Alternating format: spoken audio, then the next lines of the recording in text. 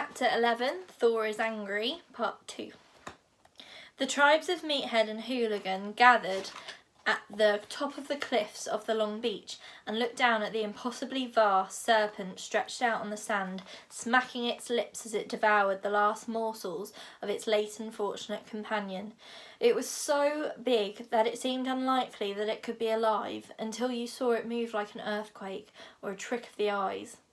There are times when size really is important, thought Hiccup to himself, and this is one of them. Dragons are vain, cruel, and amoral creatures, as I've said. This is all very well when they are a lot smaller than you are, but when a dragon's bad nature is multiplied into something the size of a hillside, how do you deal with it? Gobber the Belch stepped forward to lead the yelling as the most respected yeller among them all. His chest swelled with pride. 1, 2, 3, 400 Vikings' voices screamed as one. Go away! And added for good measure the Viking war cry. The Viking war cry was designed to chill the blood of Viking enemies at the commencement of battle.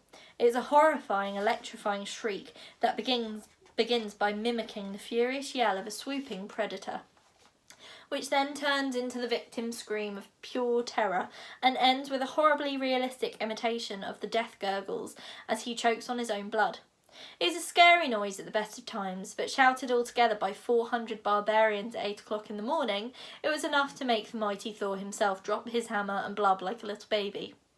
There was an impressive silence. The mighty dragon then turned his mighty head in their direction. There were 400 gasps as a pair of evil yellow eyes as big as 6 tall men narrowed down to slits. The dragon opened its mouth and let out a sound so loud and so terrifying that 4 or 5 passing seagulls dropped down dead with fear on the spot. It was a noise that made the Viking war cry seem like the faint cry of a newborn baby in comparison. It was a terrible, alien, otherworldly noise that promised death and no mercy and everything awful. There was another impressive silence, one with delicate movement of his talon. The dragon ripped through Gobber's tunic and trousers from head to toe as if he were peeling fruit. Gobber gave an almost unheroic shriek of outraged modesty. The dragon placed the same talon upright in front of Gobber the Belch and flicked him like a spitball way, way, way over the king's heads and over the walled fortifications of the village. The dragon put his vast cracked old paw to his reptilian lips and blew the Vikings a kiss. The kiss streaked through the sky and scored a direct hit on both Stoic and Mogadon's ships, which had survived the storm and were rocking in the safety of Hooligan Harbour. All 50 of them burst simultaneously into flames. The Vikings ran away from that cliff as fast as their 800 legs could carry them.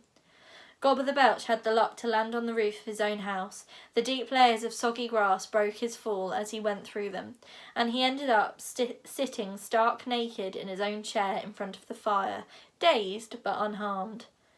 "Okay then," said Stoic to 400 Vikings suddenly looking scared but wildly overexcited. "So the yelling doesn't work." They had reassembled in the centre of the village. "And as our fleet is out of action, we have no means of escape from the island," Stoic continued. "What we need now," he said, trying to sound as if he was on top of the situation, "is for somebody to go and ask the monster whether he comes in peace or war." "I shall go," volunteered Gobber, who had rejoined them at that moment, still determined to be the hero of the hour. He was trying to sound noble and dignified, but it is very difficult to be truly dignified with grass in your hair and wearing your cousin Agatha's dress, which was the only thing Gobber could find to wear in the house. "Do you speak Dragonese, Gobber?" asked Stoic in surprise. "Well, no," Gobber admitted.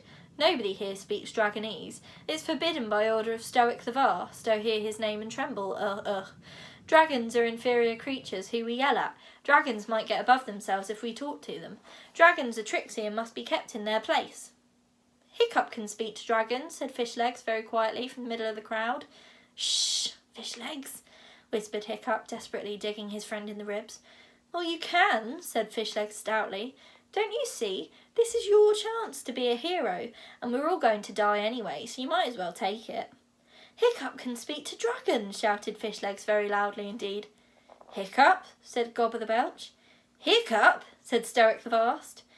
Yes, Hiccup, said old Wrinkly. Small boy, red hair, freckles. You were going to put him into exile this morning. Old Wrinkly looked stern. In order that the blood of the tribe should not be weakened, remember? Your son Hiccup. I know who Hiccup is, thank you, old Wrinkly, said Stoic the Vast uncomfortably. Does anyone know where he is? Hiccup, come forward.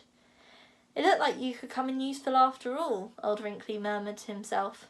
Here he is, yelled Fishlegs, patting Hiccup on the back. Hiccup started to wriggle through the crowd until somebody noticed him and dragged him up, and he was passed over everybody's heads and put down in front of Stoic. Hiccup, said Stoic, is it true that you can talk to dragons? Hiccup nodded. Stoic gave an awkward cough. This is an embarrassing situation. I know that we were about to banish you from the tribe. However, if you do what I ask, I'm sure I speak for everybody when I say that you can consider yourself unbanished. We stand in awful peril and nobody else in this room can speak Dragonese. Will you go to this monster and ask him whether he comes in peace or war? Hiccup said nothing.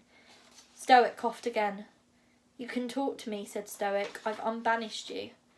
So the exile is off then, is it, father? Asked Hiccup. If I go and kill myself talking to this beast from hell, I will be considered heroic enough to join the tribe of the hooligans? Stoic looked more embarrassed than ever. Absolutely, he said. Okay then, said Hiccup. I'll do it.